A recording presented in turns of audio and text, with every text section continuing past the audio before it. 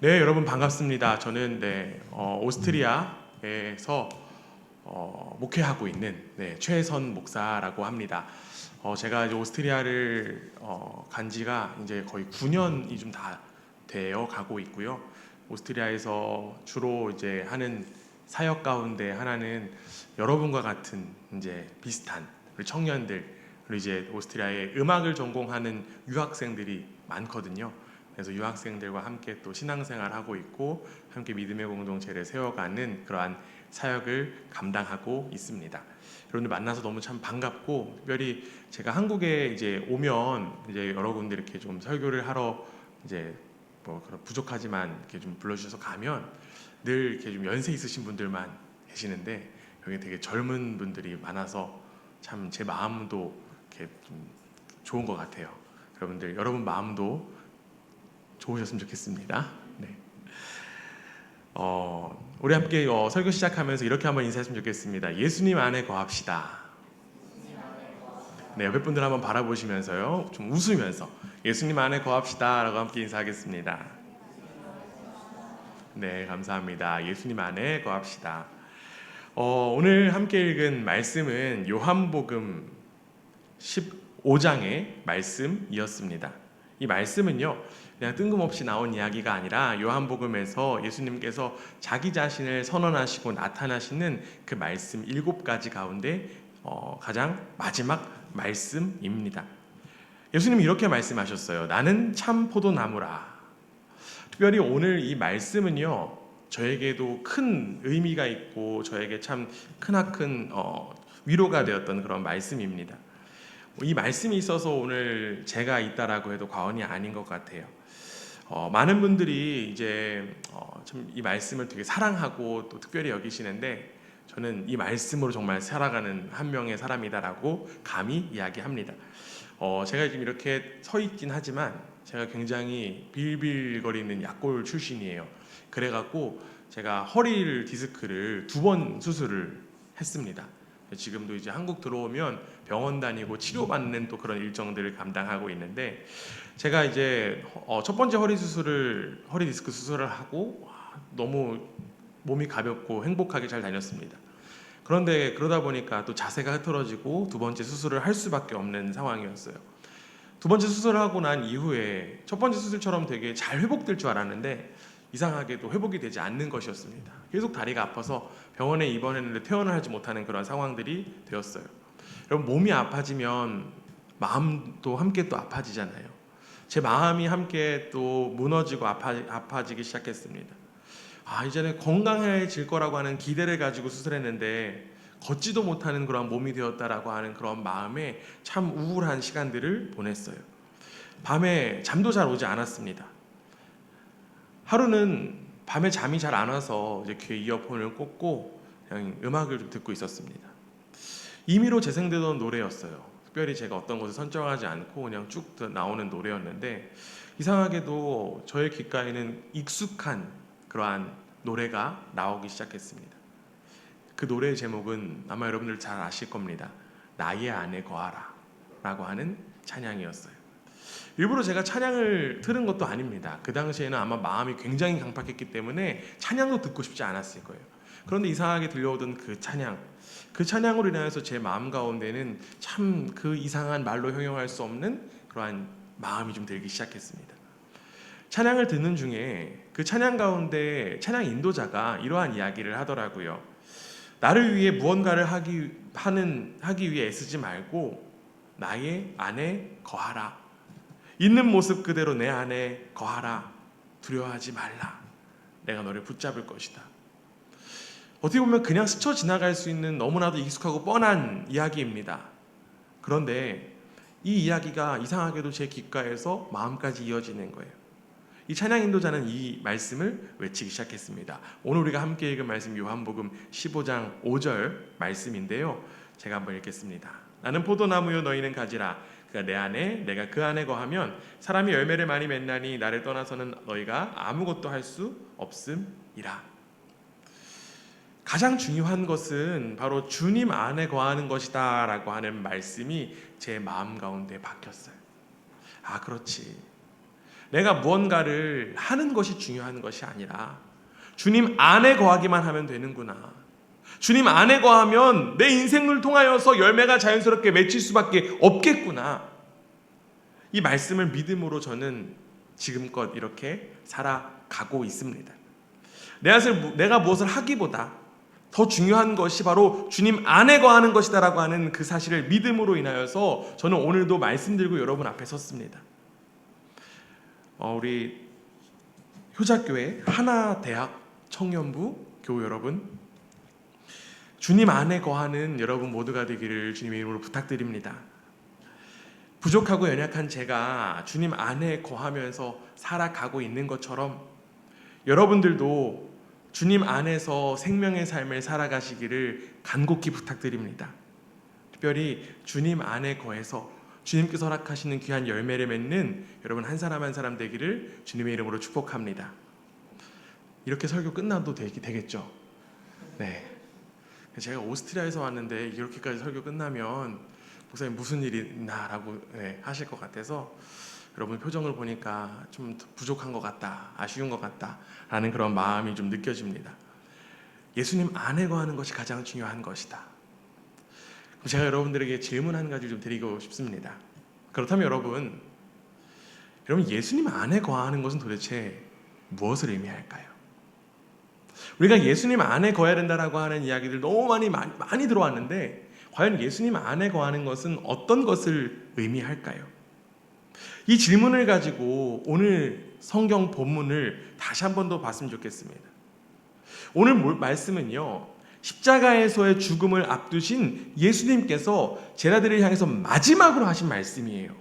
특별히 오늘 말씀, 이 읽은 말씀을 가리켜서 예수님의 고별 설교다라고 이야기하곤 합니다. 이 고별 설교는 이렇게 시작합니다. 우리가 함께 읽은 요한복음 15장 1절이에요. 이제 고별 설교라는 인식을 가지고 다시 한 번 더 우리 함께 읽어보겠습니다. 요한복음 15장 1절 말씀입니다. 함께 읽습니다. 나는 참 포도나무요 내 아버지는 농부라. 예수님을 자신을 가리켜서 참 포도나무다라고 말씀하셨습니다. 당시 그 포도원은요, 지중해 지역에서 굉장히 익숙한 그러한 지형이었습니다. 특별히 예수님께서 거하셨던 이 갈릴리 지역은요, 포도나무 재배에 아주 용이한 그러한 땅으로 알려져 있어요. 그렇기 때문에 예수님께서 자신을 포도나무다라고 설명하신 것 제자들은 쉽게 이해할 수 있었을 것입니다. 그런데 여러분, 제자들에게는요, 쉽게 이해할 수 있는 지점도 있었지만 쉽게 이해할 수 없는 지점도 있었습니다. 왜냐하면 구약의 전통, 이 유대인들의 전통에 따르면 포도나무는 이스라엘을 가리키는, 이스라엘을 의미하는 표현이기 때문입니다. 어떤 의미를 갖고 있는지 제가 한번 직접 찾아보면요, 이사야 5장에 보면 이스라엘이 하나님께서 심기신 포도원이라고 하는 말씀 나옵니다. 이사야 5장 7절인데요. 우리 함께 한번 읽습니다. 시작. 무릇 만군의 여호와의 포도원은 이스라엘 족속이요 그가 기뻐하시는 나무는 유다 사람이라. 그들에게 정의를 바라셨더니. 포도나무인 이스라엘은 하나님의 사랑을 받았습니다. 그러나 하나님과의 언약을 어겼습니다. 이스라엘은 정의와 공의를 버리고 가난한 그러한 종족들에게 포악을 일삼았습니다. 즉, 이 포도나무는 어떤 포도나무가 되었을까요? 나쁜 포도나무가 되었다. 하나님을 떠난 이스라엘이 바로 나쁜 포도나무다라고 이야기할 수 있습니다. 하나님은요, 이 패역한 포도나무인 이 이스라엘을 향해서 다른 선지자 예레미야를 통해서도 말씀하셨습니다. 예레미야 2장 21절 이렇게 되어 있어요. 내가 너를 순전한 참 종자 곧 귀한 포도나무로 심었거늘 내게 대하여 이방 포도나무에 악한 가지가 됨은 어찌 됨이냐. 하나님께서 좋은 나무, 좋은 포도나무를 심으셨는데 포도나무가 오히려 악한 가지가 되었다라고 이야기합니다. 이제 포도나무인 이스라엘에게 남겨진 것 무엇밖에 없을까요? 이 나쁜 포도나무에게 남겨진 것 무엇밖에 없을까요? 바로 심판밖에 없습니다. 무가치한 포도나무는 짓밟혀지고 꺾여지고 버려지고 불태워지는 것이 당연하고 마땅한 일입니다. 그런데 이상하게도요, 예수님이 그 버려져야 되는 그 포도나무를 자기 자신이라고 이야기하신 거예요. 불태워지고 버려져야 될 마땅한 그 포도나무를 자기 자신이라고 말씀하신 것입니다. 이스라엘이 분명 악한 포도나무인데 오히려 예수님은 자신이 참 포도나무다라고 지금 이야기하셨어요. 도대체 예수님은 자신이 가리켜서 왜 참 포도나무다라고 하는 이야기를 하셨던 것일까요? 그 이유는 바로 우리가 방금 읽었던 요한복음 15장 1절 하반절에 나타납니다. 나는 참 포도나무요 내 아버지는 농부다. 내 아버지는 농부다. 하나님 아버지께서 농부가 되신다라고 하는 사실입니다. 농부이신 하나님께서는요, 맨 처음 이스라엘을 포도나무로 심으셨어요. 그들은 하나님의 약속 안에서 좋은 열매만 맺히면 되는 것입니다. 그러나 그들은 그렇지 못했어요. 그렇기 때문에 하나님은요, 이 포도나무 자체를 바꾸려고 하신 거예요. 악한 나무를 갈아엎으시고 예수라고 하는 포도나무를 새로 심으셔서 이제는 예수의 생명이 가득한 포도원을 만들고 싶은 마음, 바로 농부이신 하나님 아버지의 마음이셨다라고 하는 사실입니다.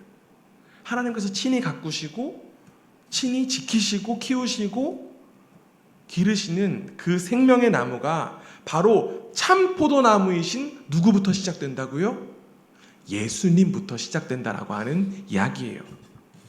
이처럼 예수님은요, 새 이스라엘, 참 이스라엘로 이 땅 가운데 오신 분이십니다. 그리고 이제 예수 그리스도를 통해 생명을 얻은 자들, 즉 새로운 포도원, 하나님의 백성이 될 수 있습니다. 사도 바울은요, 이를 가리켜서 이렇게 표현했습니다. 갈라디아서 3장 29절 말씀인데요. 네, 갈라디아서 3장 29절 말씀 제가 한번 읽어볼게요. 너희가 그리스도의 것이면 곧 아브라함의 자손이요 약속대로 유업을 이을 자니라. 새롭고 참된 이 이스라엘인 예수 그리스도 안에 속해 있으면 이제는 하나님의 자녀가 되고 하나님의 백성이 된다라고 하는 사실입니다. 사랑하는 청년 여러분, 우리에게는 새로운 나무가 허락된 줄 믿습니다. 바로 예수 그리스도라고 하는 나무가 허락되었어요. 이제는 예수 그리스도 안에서 열매 맺는 인생이 바로 저와 여러분에게 허락된 인생이라고 하는 사실입니다. 진짜 포도나무인 이 예수님 안에서 열매 맺는 우리 모두가 되기를 주님의 이름으로 축원합니다. 예수님은요, 철저하게 농부이신 하나님께서 원하시는 열매를 맺으시는 포도나무셨습니다. 농부이신 하나님은요, 이제 이 포도나무를 직접 친히 갖고 가십니다. 우리가 함께 읽었던 요한복음 15장 2절 말씀 함께 한번 보겠습니다. 요한복음 15장 2절 말씀 함께 읽습니다. 시작. 무릇 내게 붙어 있어 열매를 맺지 아니하는 가지는 아버지께서 그것을 제거해 버리시고 무릇 열매를 맺는 가지는 더 열매를 맺게 하려 하여 그것을 깨끗하게 하시느니라. 아멘. 여기에는 지금 농부이신 하나님께서 가지를 치는 이야기가 나옵니다. 그런데 여기에는요, 지금 두 종류의 가지가 나옵니다. 한 종류는 어떤 가지일까요? 열매를 맺지 못하는 가지예요. 그리고 또 다른 가지는 어떤 가지입니까? 열매를 맺는 가지입니다. 훌륭하십니다. 하나님께서 열매 맺지 못하는 그 가지 어떻게 하신다라고 하면 친히 제거해 버리신다고 하고요. 열매를 맺는 가지는 깨끗하게 가지치게 하신다라는 그런 이야기합니다. 우리는 여기서 한 가지 의문이 또 들 수 있을 것 같아요. 제가 굉장히 의문이 또 많은데 어떤 의문이 드냐면 예수님이시라고 하는 그 포도나무에 붙어 있는 것, 그 안에 있는 것 중요하다라고 했는데 예수님 안에 거하는데 왜 열매를 맺지 못하는 나무가 있을까? 예수님이란 나무에 붙어 있는데 왜 열매를 맺지 못하는 그러한 가지가 있을까? 라고 하는 생각을 하게 되었습니다.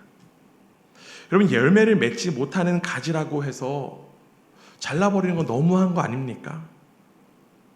그런데 우리는 여기서 분명히 알아야 될 한 가지 사실이 있습니다.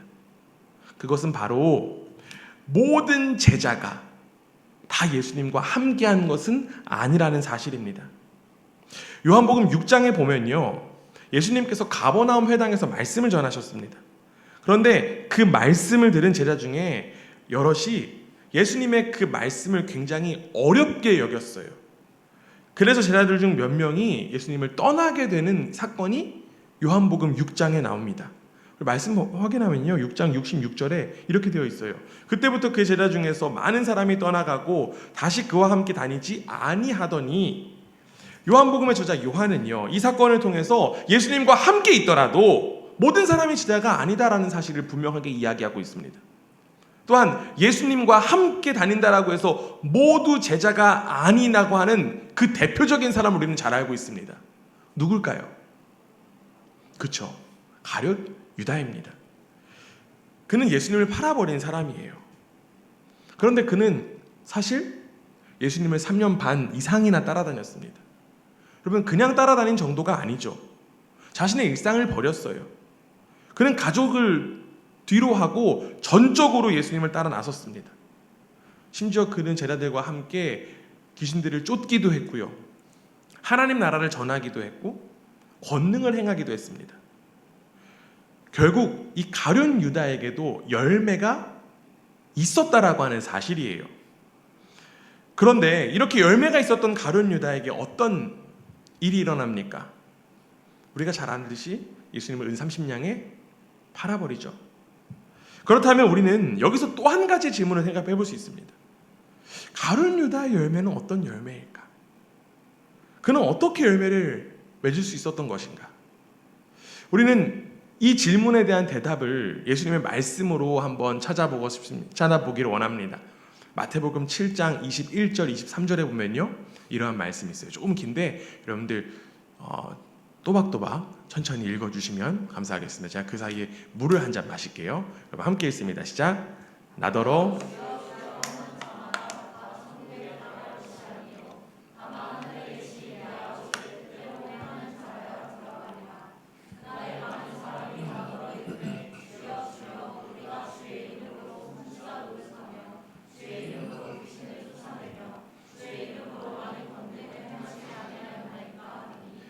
그때에 내가 그들에게 밝히 말하되 내가 너희를 도무지 알지 못하니 불법을 행하는 자들아 내게서 떠나가라 하니라. 아멘.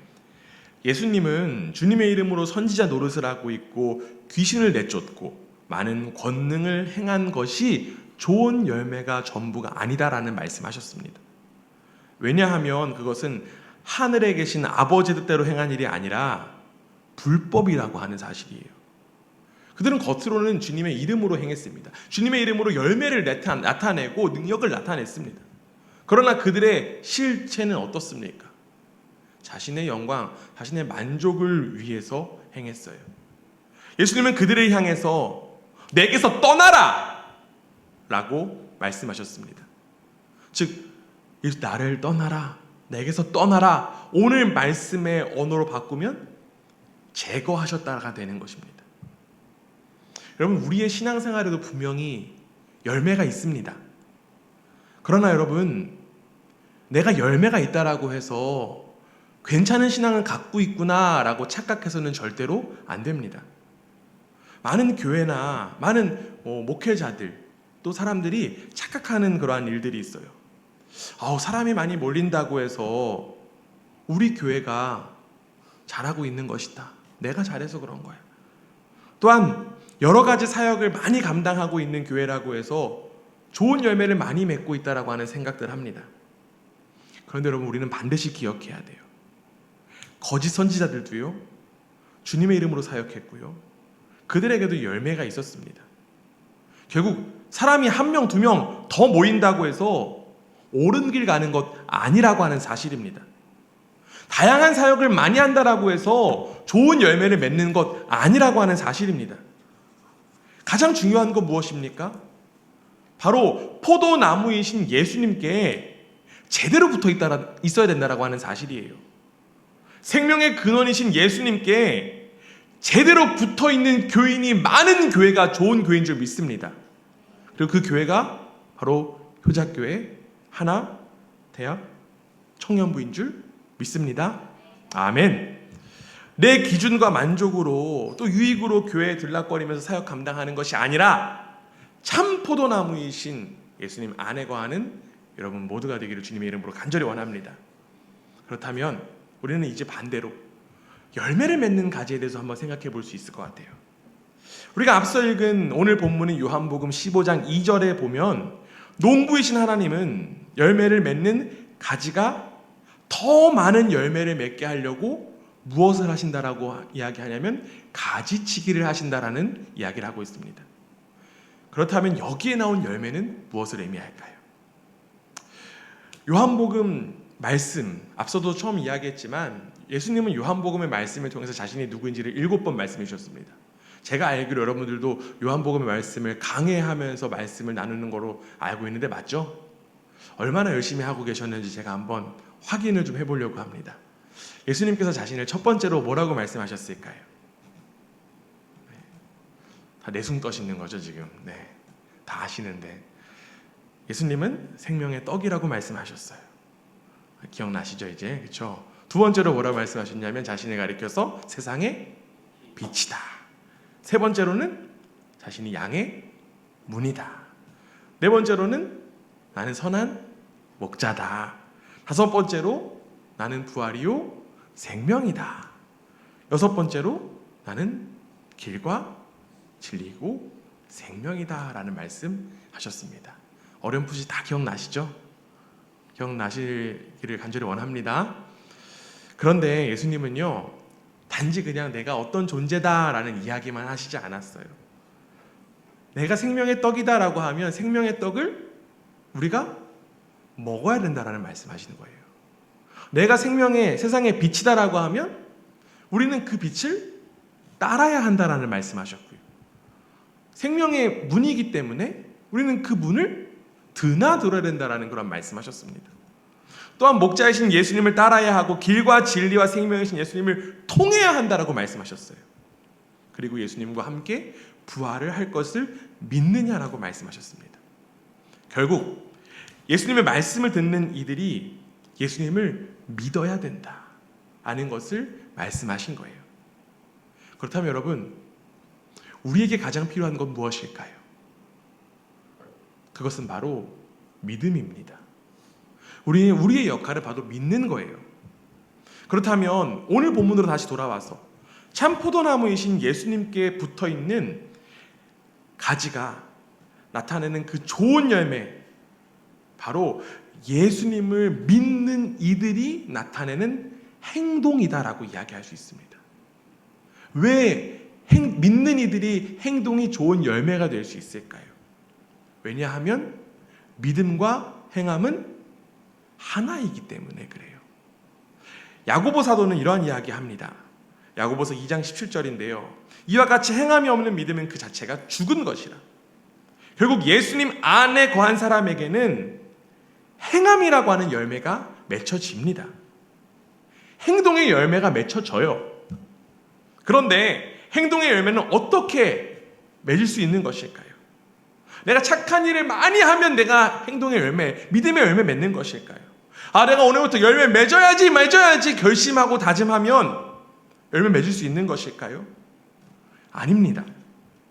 예수님 안에 거하는 이들에게 맺혀지는 그 행함의 열매는요, 바로 우리의 인격, 우리의 삶을 통해서 드러나고 나타나는 것입니다. 내가 아무리 내고 싶어도, 열매 맺고 싶어도 맺을 수 없다라고 하는 사실이에요. 왜냐하면 그 열매는 가지의 종류에 따라서 나타나는 것이 아니라 열매는 나무 뿌리에 따라서 달라지기 때문에 그렇죠. 뭐 예를 들면요, 무화과 나무에서는 어떤 나무 열매가 나타날까요? 무화과. 사과 나무에서는요? 포도나무는요? 너무 쉬워요, 그렇죠? 당연한 이치입니다. 결국 예수님이라고 하는 나무에 붙어있는 가지는 예수님의 인격, 예수님의 삶을 열매로 나타낼 수밖에 없는 거예요. 농부이신 하나님은요, 우리가 우리의 인격과 삶에서 예수님을 잘 나타낼 수 있도록 우리에게 가지치기 하십니다. 하나님이 농부시니까 가지치기 직접 하신다라고 하는 거예요. 가지치기, 열매를 잘 맺기 위해서 반드시 필요하지만 여러분 가지치면 아플 거예요. 아픈 수밖에 없는 일입니다. 하나님은 우리가 삶에서 겪어대는 시련들, 아픔들을 통해서 가지치게 하십니다. 여러분, 인간은요, 좋은 일을 통해서 배우기보다 좋지 않은 일을 통해서 더욱더 많이 배운다라고 합니다. 비록 나에게는 아프고 힘든 일이지만 하나님은 이 일들을 통해서 나를 정금같이 단련하시고 만들어 가신다라고 하는 사실입니다. 시련과 아픔은 나의 본질이 무엇인지를 다시금 깨닫게 만들기 때문에 그래요. 즉, 하나님은 시련과 아픔을 통해서 내가 예수 그리스도께 붙어있는 존재다라고 하는 그 사실을 알게 하십니다. 여기서 중요한 것은요, 우리의 인생 가운데 시련과 고통이 있다라고 하는 사실이 중요하기보다 더욱더 중요한 것은 나를 기르시는 농부가 누구시다라고요? 하나님이시다라고 하는 사실이에요. 나를 키우시고 나를 기르시는 농부가 하나님의 아버지라고 하는 사실입니다. 예수 그리스도라고 하는 그 참 포도나무에 붙어있는 내가 이제 그 나무에 합당한 가지가 되도록 나의 인격과 삶을 친히 가지치게 하시는 누가 살아계신다고요? 하나님께서 살아계신다. 아이고, 네, 죄송합니다. 하나님께서 살아계신다라고 하는 사실입니다. 혹여나 지금 나의 삶 가운데 시련과 아픔이 있다라고 해서 좌절하지 마시기를 부탁드립니다. 이 시간들이 바로 하나님께서 나를 가지치게 하신다라고 하는 그 시간임을 기억하고 나를 통해서 좋은 열매를 맺기를 바라시는 그 하나님의 손길을 기대하고 소망하는 저와 여러분 되기를 주님의 이름으로 간절히 원합니다. 앞서 우리가 맺게 될 좋은 열매가 예수님의 인격과 삶이다라는 그러한 말씀드렸습니다. 어떠한 결과물이 아니라 우리는 예수님의 인격이라고 하는 열매를 맺습니다. 그렇기 위해서 우리는 결국 더 예수님을 알고 예수님과의 관계가 더욱더 깊어져야만 합니다. 여러분, 사람들이 닮는다라는 이야기 많이 해요. 그 닮는다라는 것은 친해지니까 닮는 거예요. 자주 만나니까 닮는 거예요. 마찬가지죠. 예수님과 친밀해져야 비로소 예수님 닮을 수 있습니다. 그렇다면 여러분, 예수님을 더욱더 알고 예수님과의 관계가 더욱더 깊어지는 방법은 무엇일까요? 예수님과 친밀하기 위해서 어떻게 해야 될까요?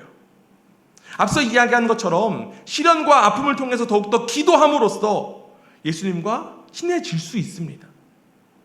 그런데 여러분, 예수님께서는요, 자신과 더욱더 친밀한 관계를 맺는 방법에 관하여서 구체적으로 말씀해 주셨습니다. 오늘 우리가 함께 읽은 요한복음 15장 3절에 나와 있어요. 예수님과 더욱더 친밀해질 수 있는 그 비결, 우리 함께 읽습니다. 시작. 너희는 내가, 요한복음 15장 3절입니다. 함께 읽습니다. 시작. 너희는 내가 일러준 말로 이미 깨끗하여 졌으니. 여기 지금 너희는 누구를 가리키는 것일까요? 제자들이에요. 그렇죠? 예수님은 제자들이 내가 일러준 말, 즉 말씀을 믿음으로 인하여서 이미 깨끗해졌다라는 이야기를 하신 것입니다. 결국 예수님과의 그 친밀한 관계 속에서 예수님의 인격과 삶이라고 하는 열매를 맺기 위해서 우리에게 말씀이라고 하는 가지치기가 반드시 필요하다라고 하는 사실입니다. 말씀이 우리를 가지치게 합니다. 사실 대다수의 그리스도인들 말씀을 읽어야 됨을 잘 알고 있습니다. 말씀이 중요함도 알고 있어요. 그래서 성경을 열심히 읽기도 하고요, 묵상도 하기도 하고 또 열심히 읽겠다는 다짐도 합니다. 그러나 잘 안 될 때가 많아요. 심지어는 내가 평소에 말씀을 가까이 하지 못하다 보니 내가 설교 말씀은 정말 열심히 들어야겠다라고 하는 분들도 있을지 모르겠습니다. 아마 여기 계신 분들에게 말씀이 중요하다라고 강조하는 것 여러분들에게는 정말 불필요한 일일 거라고 저는 지레 짐작해 봅니다. 그런데 여러분, 말씀이 중요하다는 것 우리가 어렴풋이 알지만 말씀이 나의 삶의 가지치기다라고 여기는 분들은 솔직히 많이 없는 것 같아요. 말씀이 단순히 나를 위로하고 나에게 소망을 준다라고 하는 것만 바라보고 원하다 보니 내가 좋아하는 말씀만 보는 것입니다. 그런데 여러분, 말씀은 살아있습니다. 말씀은 살아있어서 나의 삶을 직접 가지치게 합니다. 우리 성경 말씀 한번 찾아볼게요. 히브리서 4장입니다. 히브리서 4장 12절인데요. 말씀에 대해서 이러한 말씀이 있습니다. 우리 함께 읽습니다. 시작. 하나님의 말씀은 살아있고 활력이 있어 좌우의 날선 어떤 검보다도 예리하여 혼과 영과 및 관절과 골수를 찔러 쪼개기까지 하며 또 마음의 생각과 뜻을 판단하나니. 아멘. 말씀이 살아있어서 나의 속을 꿰뚫고 내 마음에 품은 생각과 의도까지도 밝혀냅니다. 여러분, 성경 말씀이 단순히 지식 정보가 아니다라고 하는 이야기예요. 내 생각을 강화시키는 일에 말씀을 사용할 것이 아니라 우리는 예수님께서 나의 삶과 나의 인격을 바꿀 수 있도록, 그 삶을 닮아갈 수 있도록 나에게 말씀이 허락되었다라고 하는 사실을 우리는 믿고 말씀 가운데 나아가야 된다라고 하는 사실입니다. 우리는 말씀의 능력을 믿는 이들입니다. 사랑하는 여러분 말씀의 능력 믿으십니까? 말씀이 살아있음을 믿으십니까? 말씀이 나를 가지치게 한다는 사실을 여러분 믿으십니까? 말씀이 나를 찌를 때가 있어요. 말씀이 때로 나를 쪼개기도 합니다. 그러나 내가 찔림을 받았고 내가 말씀으로 인해서 쪼개졌다라고 해서 우리는 말씀 등한시해서는 절대로 안 됩니다. 여러분, 말씀이 나를 찌르고 말씀이 나를 쪼갠다라고 하는 사실은 내가 여전히 예수님이라고 하는 나무에 붙어있는 가지라고 하는 것과 내가 열매를 맺을 수 있는 그러한 희망의 증거다라고 이야기할 수 있습니다.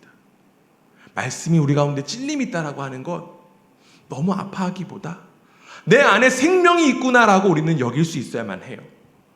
우리는 말씀의 찌름을 통하여서 인격과 삶을 돌이켜서 예수님 자꾸만 닮아갈 수 있는 것입니다.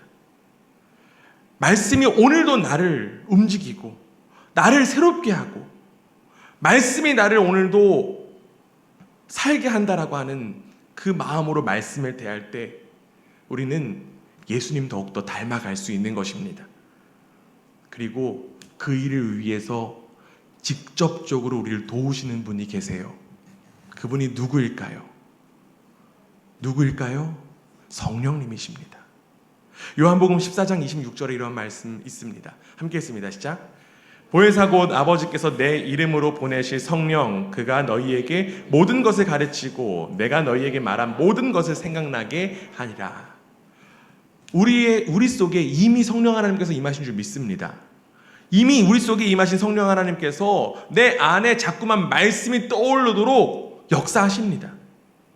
내가 기억력이 좋아서 말씀으로 살아가는 것 아니에요. 열심히 기억하려고 노력한다라고 해서 말씀이 나를 살리는 것도 아닙니다. 우리 속에 누가 이미 계시기에?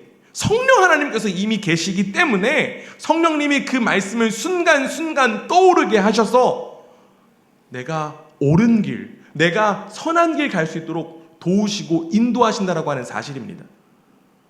우리를 예수 그리스도께로 인도하는 성령의 역사를 믿으시기를 부탁드립니다.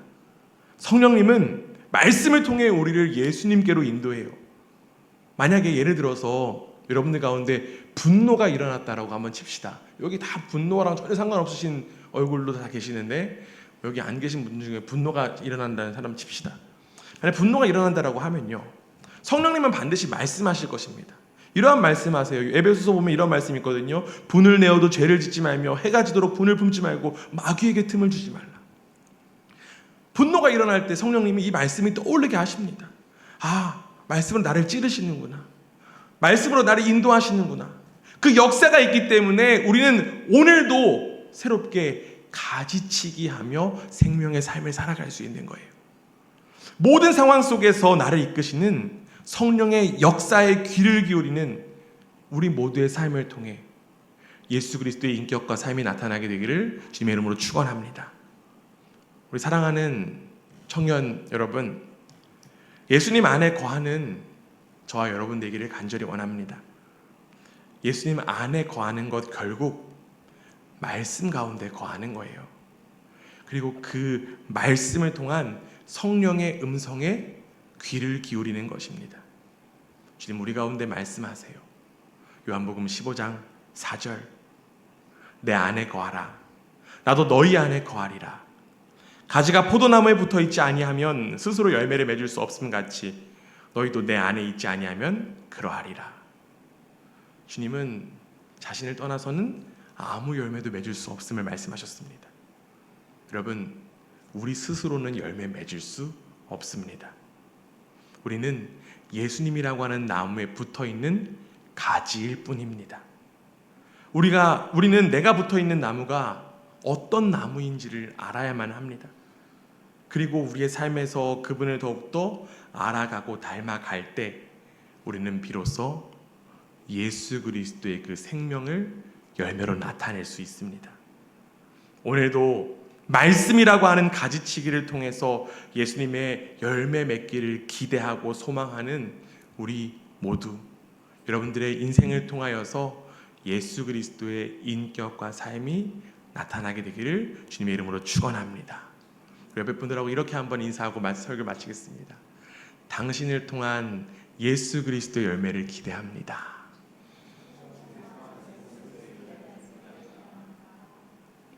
여러분들이 맺는 그 열매를 통해 이 세상에 예수 그리스도가 나타나게 되는 일에 귀히 쓰임 받는 저 여러분 되기를 간절히 원합니다. 아멘.